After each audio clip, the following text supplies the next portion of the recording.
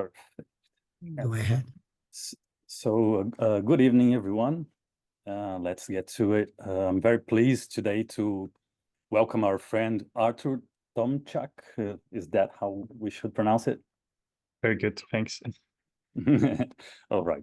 So he's the bSD product manager with Building Smart International, and he instantly accepted our invitation to meet with us and discuss these subjects related to the work we've been developing here. So welcome, Artur, and on behalf of all our team, thanks for being here with us this evening.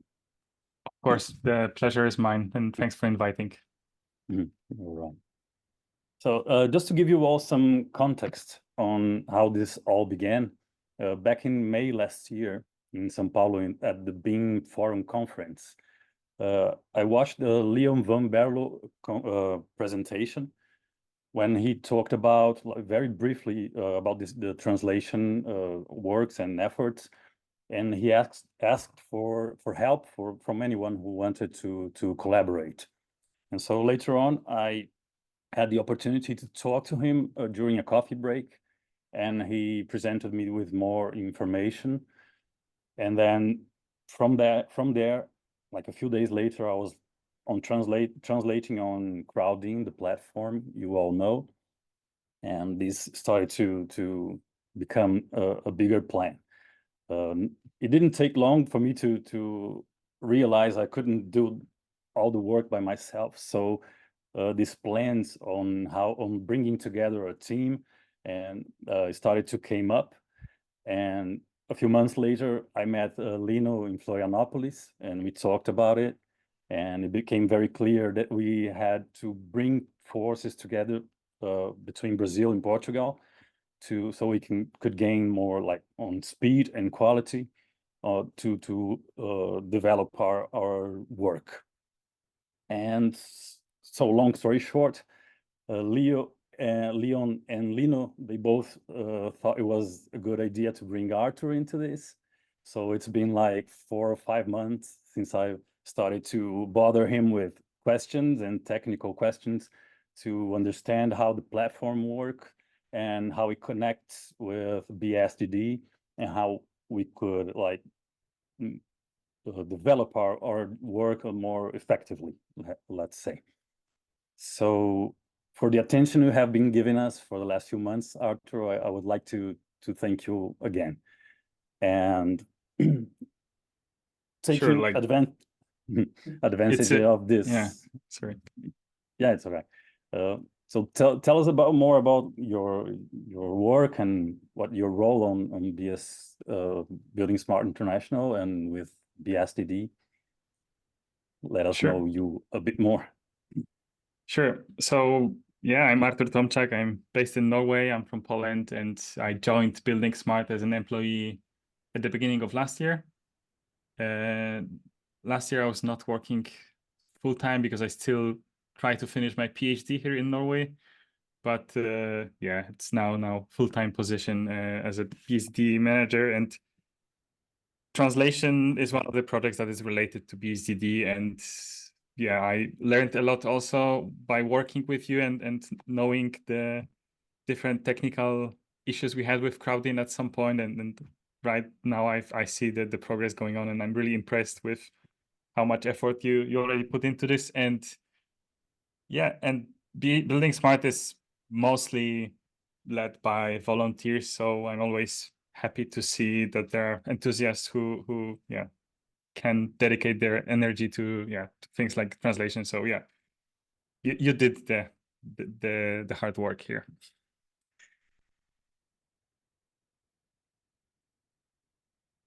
You're muted. Yeah, sure. Regarding the tool and how it works, one of my personal curiosities is the possibility to create customized dictionaries within bSD. But I haven't had the opportunity to study this and learn how it works. Maybe so you could enlighten us on this possibilities.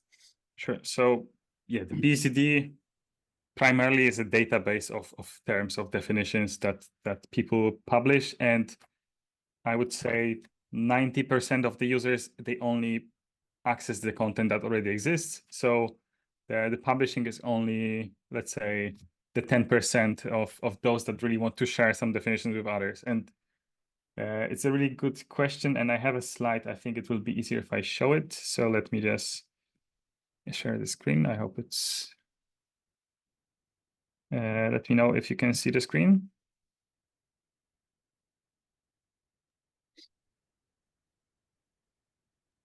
It's up.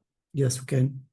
Okay, good. So yeah, this is a slide from last week from Valencia. And it's on the left, you can see the typical, let's say, instruction for those that want to use the content from bSTD. So they can just, first of all, check if the software that they are using already integrates with bSTD. If not, we also have possibility to browse the content through our website. But since bSTD is mostly a database made for different softwares to access the content, yeah, we envision that most users will just use the software they already use, such as Revit, SketchUp, ArchiCAD, and others. And of course, then you can use those terms in your IDS specification, in your IFC files, and whatever work you are doing. But if there are some concepts missing, so if you want to publish, you have the instruction on the right. So first of all, you need to register your organization, because in bSTD, we don't have individual people publishing content, but they always do it on behalf of the organization. So on behalf of Building Smart Portugal or Brazil, or on behalf of, for example, some national organizations or just private companies, you can do this. And it's free. So you can register your organization, and the form only asks you a few questions, mostly like who will be responsible for the content and so on. And then after you have the organization registered, you have the account, you can either use software that helps to create data dictionaries. And I know there are a few. One of them is from Aka. Asbeam has this bSTD editor. There is also a CoBuilder tool that helps to create data dictionaries. And there is also semantics for Beam, but I don't know if this one is already able to publish the bSTD. I know the other two have this possibility. So those are the, let's say, third-party options, but we also offer a template. So if you don't want to use those tools, we also have a JSON and Excel templates. So you can just fill the data there and publish through our management portal. So that's always a possible option, and it doesn't take much time, just a few minutes to fill this Excel template or JSON and upload. And then once you upload, immediately you will see the content. So there is no procedure to approve the content. After you upload it, it immediately appears in all of the softwares that integrate with bSTD. So it's very easy to test the content. But as soon as you publish, it is always in this preview mode. So you can see it, but it indicates to others that it's not really made for being used yet, because it's still work in progress. But as soon as you are happy with the content, you can change the status to active, and then everybody will know that this content was already, let's say, approved. So this is the instruction, more or less. And I don't know if you want to have a look. I can send you the links to this, for example, Excel template and registration form. So if you're interested, you can try yourself. Yeah, that would be great. Yeah. So is it possible to mix the data that is already there with the new data that is missing, like that would be useful to my company, for example? Mm-hmm. Yes, it's possible to mix to some extent. So, for example, you can define your new classes. For example, new okay, let's use example of space names like kitchen, office, bedroom. You can invent those names yourself and publish in bSTD, and you can say that those are subclasses of IFC space. So in this way, you can, let's say, extend IFC with new content that is more specialized than what IFC has, because IFC doesn't have a concept of kitchen. So this way you can extend existing content, and you can also reuse existing properties in your dictionary. So let's say you are inventing this new class called kitchen, and you can say that this kitchen should have properties coming from IFC, let's say, such as, I don't know, the net area, or for example, there could be I don't know, fire rating of the kitchen. So you can reuse properties from existing dictionaries in yours. So that's really actually recommended, so that you don't reinvent what was already defined by someone else. I have an example to show you. I will just open this page. Give me a second. So this is our bSDD browser. So this is how you can use how you can search the content of bSDD using web browser. And I know there is a concept of okay, let's try with the kitchen. And I know there is a kitchen inside the CCI classification. If you don't know, this classification is quite common in some Eastern, Central, and Northern countries of Europe. And for example, they have a definition of kitchen, and kitchen is related to IFC space. And we know that kitchen should have a property called handicap accessible coming from IFC. So they reuse the property coming from IFC in their definition. So yeah, that's possible. Great.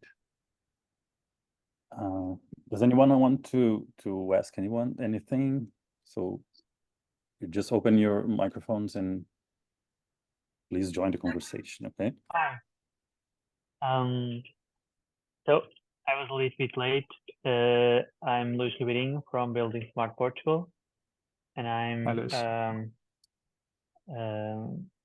managing the translation in Portugal. We actually met in Valencia. Yeah, I remember. Yeah, last week. One of the main uses I see for bSID is for clients to define their own requirements and to be able to ask the providers to use them, referring them to where they are in bSID. Do you think this is one of the main uses of this service? This is definitely one of the main use cases of bSDD. I would say the primary use is to publish the classifications that we are using, the definitions, the properties, so that others are using exactly the same.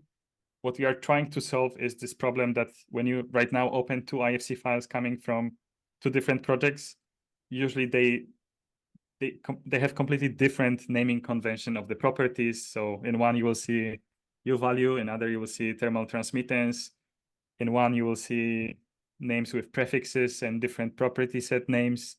And bSID is trying to at least offer a way to control this situation.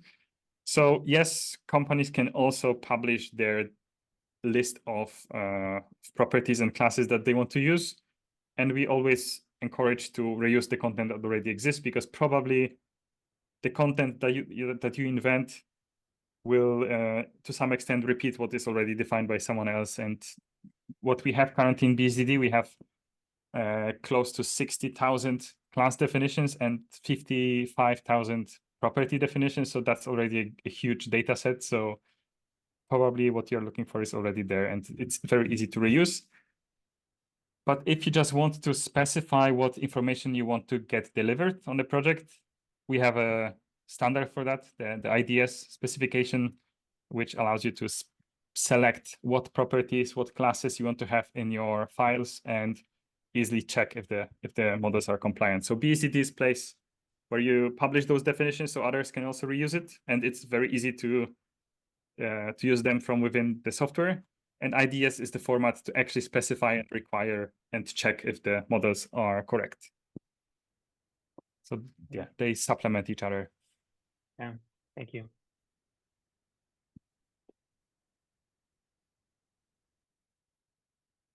So maybe I will use this opportunity to say, because I see this is often a common question: what is the difference between bSDD and IDS? Because they sort of overlap to some extent. But what's important is that IDS is the standard for how do we capture the requirements, and bSDD is a service, so it's a database for publishing those definitions. So you can publish them in bSDD and later apply in your IDS dataset. So it's not really overlapping. The bSDD is supporting the adoption of IDS as well.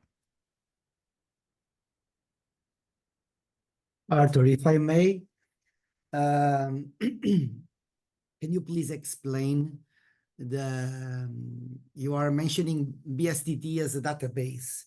And in fact, someone, like you mentioned, a private company, a national body, classification organization, whatever, can send you, let's say like this, the information that they want for you to be published. But are you publishing that information in your database, or is bSDD pointing to the original database in a certain way, serving as a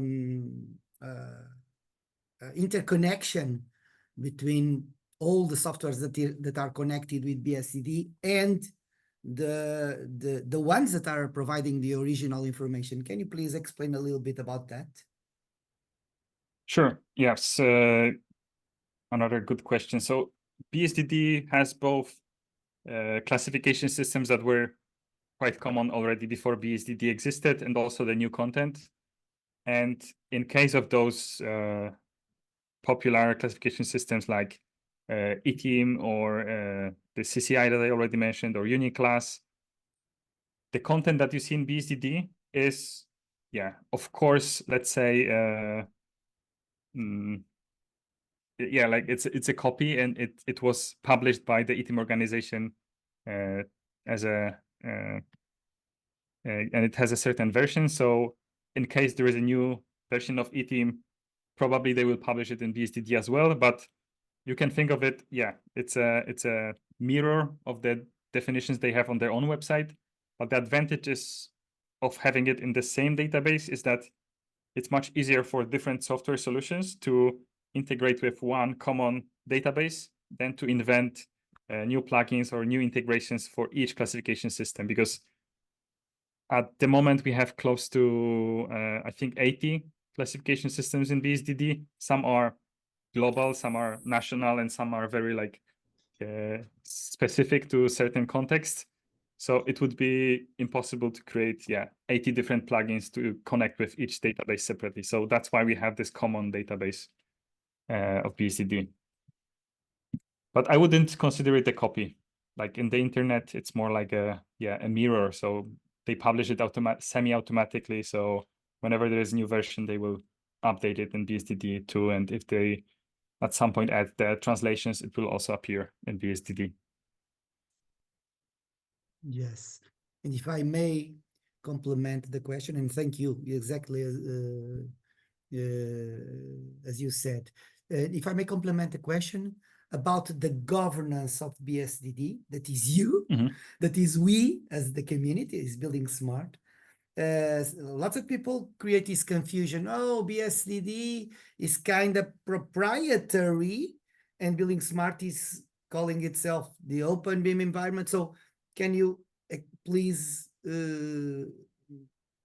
explain that question of the governance? Of course, someone like you need to work every day a lot to maintain this service working, as you say. But where is the open part of it? Can you please explain to?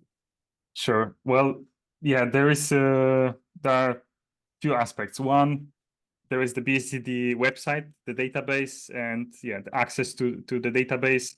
This is governed by us, our technical experts, and this is in control of Building Smart, but it's similar to any other service like this. So yeah, if you have a GitHub, it's also governed by the organization behind it. but the content inside is governed by users. So Building Smart doesn't influence the content that people publish in BSDD. We are just providing this infrastructure for this. So we are just governing the technology behind it, but the content is not published or governed by Building Smart except for our dictionary. So as you can see here, Building Smart International has own dictionaries such as IFC dictionary, and there are many other dictionaries that are completely independent of Building Smart. They are published by the organizations. So yeah, for example, the Molio published the CCI classification, and all of the definitions inside are published and governed by them. So yeah, we try to make it as transparent as possible. Of course, we cannot just open the access to the database because that wouldn't be so secure if somebody would try to delete the content of somebody else. But we have all of the procedures in place, and people have control over their data, and nobody else can touch their data. I cannot right now just have a new account and just modify content of somebody else, because I can only send them a request to fix something, but only the owner and all of the admins that the owner specify can change the content under a given organization. Very good answer, and thank you so much for that work. It means Sure. a lot, of course. And the service itself, it actually started, as far as I know, a bit outside of Building Smart community, but then the community realized that it should be really a shared database that we all can benefit from. That's why Building Smart took over, and now we try to provide it the same access to everyone. The whole content is publicly available, and everybody can set up a free account and just start using it. Okay, thank you. And even I will add that even there are other dictionaries, as you just mentioned in that list, that are also inside of BSDD. So BSDD can interconnect dictionaries in a certain way at a certain point, right? Yes, and the example I was showing, the CCI, is a quite good one, because they already started the mapping with, for example, IFC. Hopefully, at some point, we see more of those mappings, for example, between eTeam and Uniclass and CCI, IFC, and then at some point we will hopefully have a graph of connected data dictionaries, and this will enable many new opportunities, like easily converting or adding new classifications to our models, or having semi-automated, for example, cost estimations, because we would have more knowledge in our models, not just custom properties for everything, because that's really limiting us. Great, thank you. Artur, you were talking about overlapping between IDS and BSDD. That some people tend to believe that there is an overlapping. I would like to ask you about this sort of overlapping between the BSDD and the IFC documentation website. What are the main differences, and how do you see this overlapping, if there is any? Good one. So yeah, on the right hand side, I have the IFC documentation, which is quite technical and way more goes into the details of IFC. And on the left one, I have, okay, let me just open the IFC dictionary. So this is just one of many dictionaries we have in BSDD called IFC. Okay, actually, I have a small screen here, but hopefully, I will be able to show all of the classes and properties that we have in BSDD. So here we have a list of, for example, all of the 2,500 properties from IFC. And if I open any of them, okay, let's go for the first one. I can just go to the IFC documentation on the right-hand side, paste the same name, and I will see the same definition. So risk assessed safety factor. And on the right, I also have risk assessed safety factor. I can see this is being used in property set BERF common.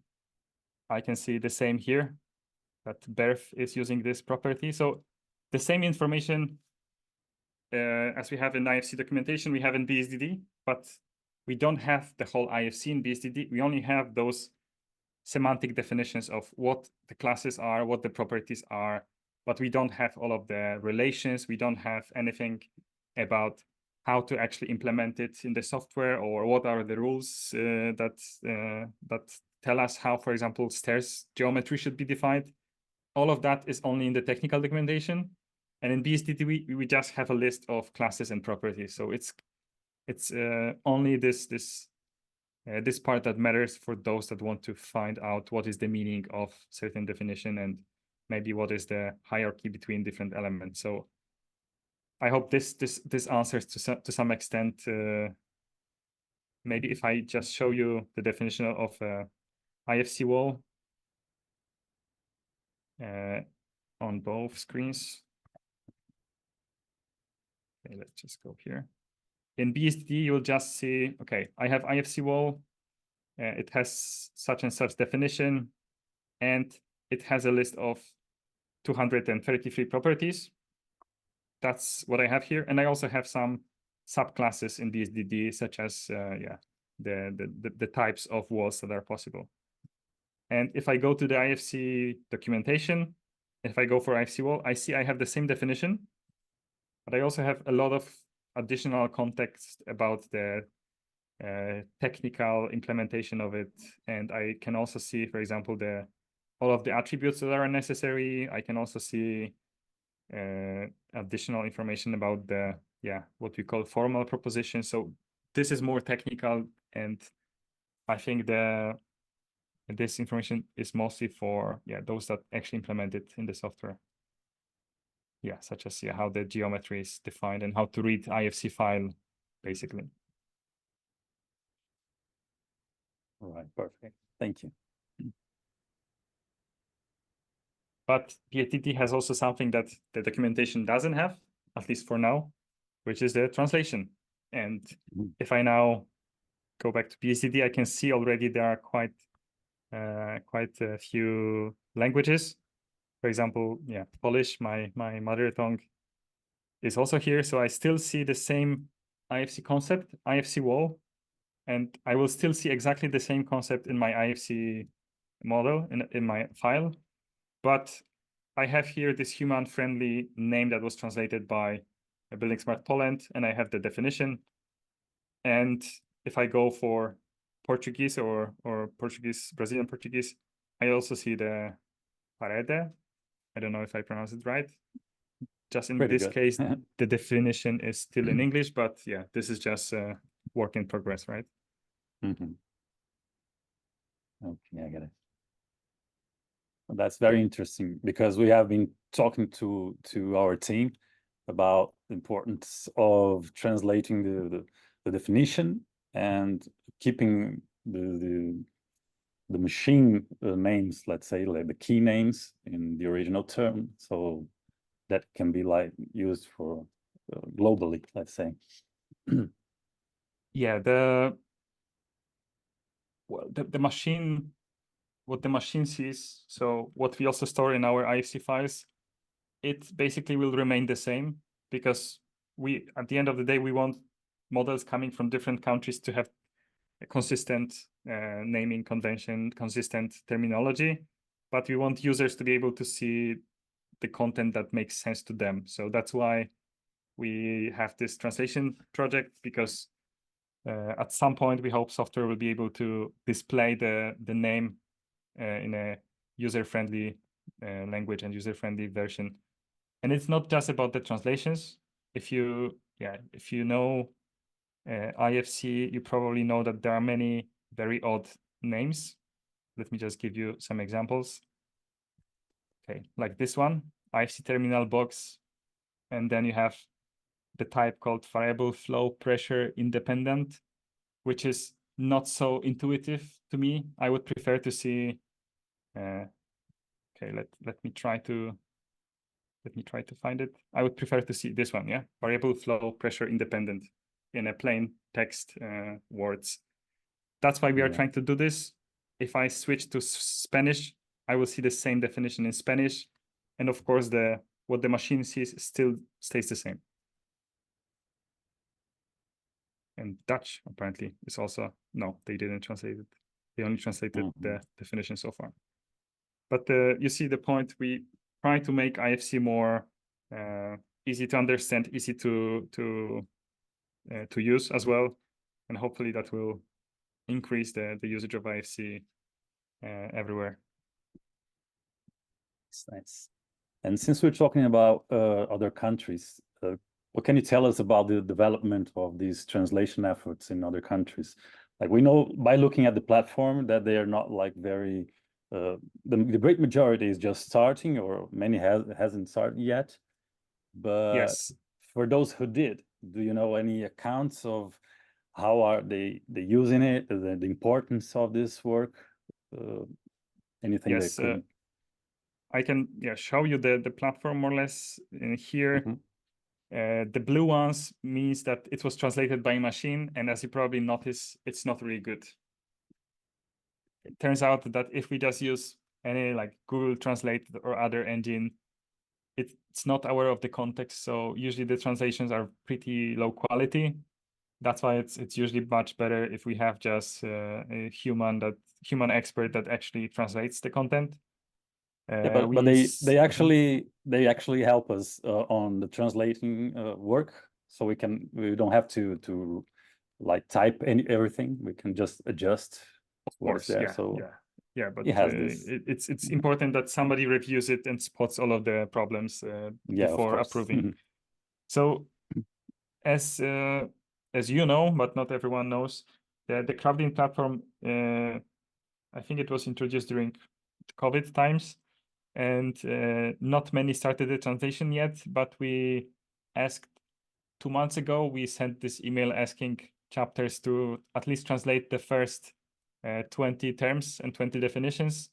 So that was like, for many chapters, that was the first encounter. For example, Danish chapter, they translated this 600 words. So that was the 20 definitions that we asked. But many, they did much more. And okay, Dutch, they already started the work before. Japanese also did quite some progress. They translated 8% so far. But because the Spanish, they were organizing the summit, they actually were the most active in the last few months, and they did translate already 46% of the definitions and names. So yeah, they are definitely trying their best. I hope they will continue doing this even though the summit is over. And yeah, when it comes to the Portuguese, I know you already studied the platform quite well. I got your questions and the issues we had so far, but as soon as you approve the content and yeah, it will automatically be processed by our system. So it will be sent to GitHub, and from GitHub we have like one button to upload it to bSDD. Great, perfect. Yeah, and again, if you have any difficulties with the crowding, let me know. I know there are some, the interface is sometimes not the most intuitive. There are some hidden buttons and so on, but once you get familiar with it, it becomes much easier. But it was difficult to start with for all of us.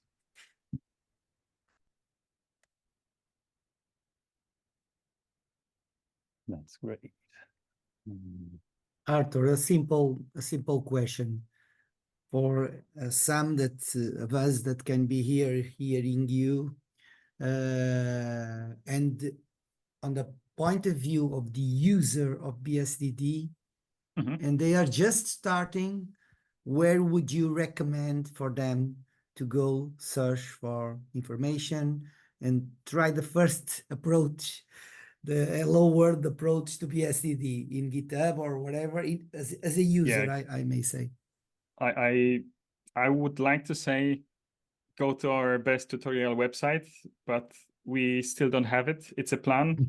Okay. We have many plans for this year, starting with improving the website so that it's more intuitive, improving this what you see here, but also the landing page, adding more tutorials. We want to have some videos that explain in simple steps how to use it. But the answer I will give you is don't go to GitHub and to the technical documentation. That's mostly for software developers. Exactly. Just check. I will show you the list of software that already claims they support BSDD. Okay. Just see if there is a software or plugin to your software that already helps you use BSDD from the tool that you know. I think this will be the easiest because you don't have to learn some new technology. You can just continue using your tools and benefit from access to the database. And if you were attending or watching the session last week, there was a new plugin for Revit. Actually, we now know there are 3 plugins for Revit. 2 of them already published. One is still being developed, but this one is open source. It's free, and everybody, if they want, they can also contribute in improving it. I can show you very quickly how it looks in Revit. So yeah, this tool allows you to, okay, it's on the other screen. First of all, choose a dictionary from which you want to get the definitions. Okay, I have here this CCI. Okay, I just deleted it. No, I have it.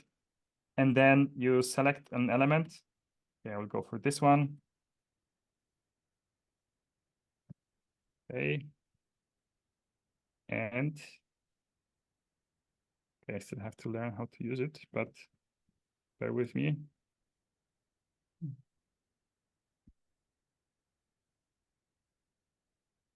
Still early version, but I was just using it before the meeting. Give me a second. Maybe I turned off something. No. Basically, it allows you to add classes and properties to elements directly in Revit, just using the access to the BSDD. Okay, let's do it like this. Okay, yeah. So now I can add certain classes or properties to the wall I have selected. And wait, let me just, okay, because I have 2 screens and this one was on the other one. So you couldn't see it, but okay, here it is. So now it allows me to just search for a definition. Okay, let's go for a wall. Okay, let's say I want to say that this wall is a retaining wall plate.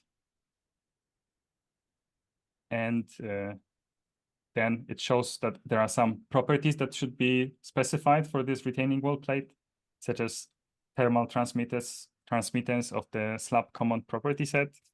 You can specify this value, click save. And now I know that this type of a wall has already these properties assigned here. At least, yeah, that's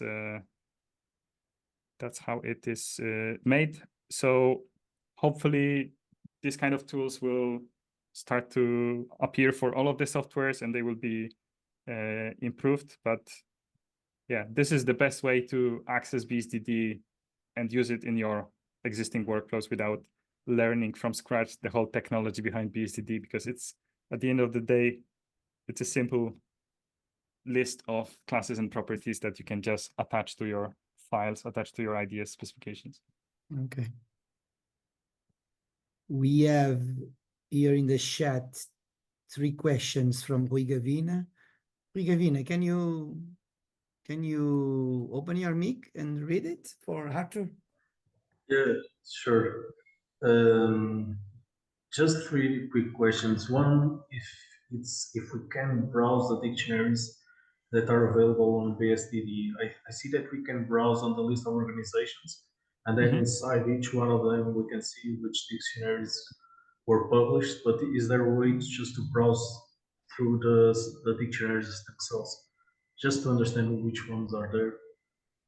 Yeah, well, at the moment, okay, I will show you both answers. First of all, yeah, you can just look inside each organization and see what dictionaries they have. Many of them, you will see they have some very small or demo content as well. But you can look inside the organizations what dictionaries they have. If you are looking for a certain term, like for example, we have a global warming potential, you can just search for the term and you will see all of the definitions excuse me, from different dictionaries that use this term. For example, this one is mentioned in eTeam and also in LCA indicator dictionary and also in universal type. So you can browse the content of all of the dictionaries at the same time. And if you want to have a list of all of the dictionaries, you can use our, not the search page, but our API, so the technical interface of BSDD. And this is not recommended for any user, but if you are, if you just want to look at the content the way the software sees it, I can just show you quickly excuse me, how it looks. So this is our API of BSDD, and here there are different requests you can make to the database. For example, if I want to get a list of all of the dictionaries, I can try it out. I can have some additional filtering, but if I just want to have a list, I can just click execute, and it will give me a machine-friendly list of all of the dictionaries that we have. So yeah, it's possible. It's not yet made user-friendly in this website, but as I said, we are working on a new interface. So hopefully within a few months, you will see here a new website. Okay, good. Well, as you said, BSDD, the database is growing significantly. And we are seeing, as you said as well, for the main authoring tools like Revit and all the others, more tools being developed to connect with BSDD. So it will probably grow exponentially in the next few months, I will say. But that can lead a little bit to some duplication in specifications, and I don't know, maybe not everyone will be carefully looking into mapping the attributes and the classes. Are there any plans to manage this, or it might not even be a problem at all? But just wondering if this was thought of. This is a really good thought, because in the past, before not only before I joined, but before the new BSDD was initiated, the idea was that all of the content has to be mapped together with IFC, and it has to be reviewed by experts. But this was quite costly because every time there was a new proposal, experts had to review it, and it was quite time-demanding process. Right now, we decided to completely change the approach. So if you want to publish something, you can do it. It can be just independent list of properties or classes. And as soon as you publish, it appears there. If we see that this is violating some license because maybe you publish something that doesn't belong to you, this is where we can intervene and we can tell you to put it down, or we can hide it. But we didn't do it so far. There was no need for that yet. But if we see that you have exactly the same definitions, exactly the same names, right now, it's fine. You will see, as for example, I just showed the example with global warming potential. You will see this definition is repeating. Right now, you see different versions of the same dictionary, but okay, let's say I just select the two dictionaries. You see that the global warming potential exists both in eTeam and in the other dictionary. So this is accepted, but in the near future, we will also try to make smart warning saying, we noticed that there are some similarities between existing content. See if you can reuse these definitions in yours. But right now, we just accept it, and we recommend that people map. So they say, my definition is exactly the same as something that already exists, or I'm reusing the definition that already exists. But yeah, we don't think this is really causing any problems, because at the end of the day, if you decide to use this definition and I decide to use this one, we are not talking about the same thing. We have different explanation, different code in the file, and different name. So maybe we are not talking about the same thing. But as soon as we try to be consistent, then we will educate people. We will provide some guidance. We will also improve the bSD service so that people understand that it's worth using the same content, not creating copies. Yeah, I was actually wondering if in the near future with AI we could also try to identify those relationships, potential relationships, and give, like you said, warnings and suggestions of what could be met. And the final one was on the attributes. I'm not 100% sure, but I don't think there are examples or samples of how each attribute should be filled. It does have information saying what type of an attribute it is, if it is a string, multiple values, and etc. But are there examples as well? Will that be an interesting thing to add? Are you talking about the attributes that you see here? Like, for example, that this property is a data type real number? Exactly. Okay, so yeah, this is, as I said, 90% of the users will not actually need it. They just want to get access to the content. But if you are thinking about publishing, this is important. And I will show you two places where you can find it. First one, if you go to the bSD website, there is a link to documentation. This is our GitHub website. And in here, we give some links as well. One of them is how to structure my data to import to bSD. And this leads you to the documentation page also in GitHub, where you have very technical documentation saying what each attribute stands for. Most of them are coming directly from the ISO standards. So bSDD is based on international ISO standards. But for example, we were just looking at the property. So if I scroll down to the property, I can see that the data type is one of the attributes, and those are the possible options. In this case, it was a real. And this is the technical side. But now I can show you the template in Excel, how it looks, because I know this is maybe a bit more intuitive, and I see many people are using this template. Okay, I have it here. You can also download it from this website. I think I will just send you a bunch of links after the meeting. So this template has tabs. For example, there is a tab to list all of the properties. And this is using exactly the same attributes as you see in the documentation. So if I look here, there's also data type.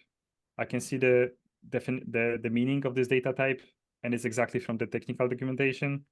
And if I try to put something here, I can see already what are the options. So to many people, if you are trying to publish something in bSD, this Excel template is quite a good option. You will also see that there are not many information that are really needed. As you see, the only required information about the property is what is the code. So how do you want to have it in your SketchUp, Revit, Archicad, IFC files? So this could be, for example, volume. And what is the name? More user-friendly name, how you want to explain it. And that's it. I was thinking more on that column, that the example one. Is it a mandatory field, like an example of how the information should be filled? Okay, let's go back to this page. So maybe this one. In this case, those attributes that you see were added by the authors. So they specified that this should be a real number, and it should be in such and such unit and following such and such standard. In this case, they didn't provide an example, so they just left this column empty, if that's what you are asking about. Yeah, so it's not mandatory. No, the only mandatory ones are those that have here this checkbox. So only the code and the name in this case. Okay. Thank you. Sure. Great. Does anyone else have any questions? So, okay, then let's not make this much longer because of the time zones. There are people and it's a bit late for you guys. If anyone has any questions later on and they would like to send to Artur, I'm okay to get these answers and compile them to send to him. And I'm also available for anything that you guys may need. And so thanks again, Artur, for your presence online, virtual presence with us. And Lino, maybe you want to say a few words to conclude our talk. Few words, because for Artur is even later than for us here in Portugal. Yeah. So Don't I'm worry. sorry, Artur. Thank you so much. And I only like to publicly confirm what Guilherme at the beginning just said. And thank you for your help, for your commitment to us, to this community of Portuguese language, international Portuguese language. That's how I would like to call it, independent from the country. And we are very pleased to have your knowledge, your wisdom, your easy speech to explain us this complex, in a certain way, complex let's say, I will call it ecosystem, because bSID is part of Building Smart ecosystem, and it is an important part of the ecosystem. And you envision the future, explaining to us that this net of dictionaries and this I will say constellation of dictionaries, one day or the other will come, as Rui Gavina also asked, will come to make the use of it very different than it is today, probably. And yeah, just I know that the technology is constantly changing, but what we try to do is to make it simpler, not more complex. We try to make it more easy to use, and I know that actually in reality we already use many dictionaries. We just don't try to combine them together. We don't try to map them, at least as long as we don't have to. But with this community-driven database, we try to connect all of those pieces together, because at the end of the day, people for example, in Norway, where I currently live, they have almost the same terms they use for example, road objects as they do in other countries, but they just use different vocabulary for it, and they at some point should align and should at least maybe try to map each system to the other ones. So we are trying. It's definitely, it will take some time, but we can already benefit from having consistent terminology, consistent properties, and use those standard terms in our specifications and projects. So yeah, we don't have to wait for that. Absolutely. So it's a capital thank you, and also thank you to Guilherme and to Luís that have been putting lots of effort in this and leading this mole of people that is wanting to help. And thank you all that are here listening to you. And well, we'll keep in touch. Count on us, and we will count on you, of course. Thank you. Sure. And have a nice evening. Thanks so Thank much. you. And yeah, let's stay in touch. Let's stay in touch. Bye-bye. Thank you. Bye. Thank you. Bye-bye. Have a good night. Bye.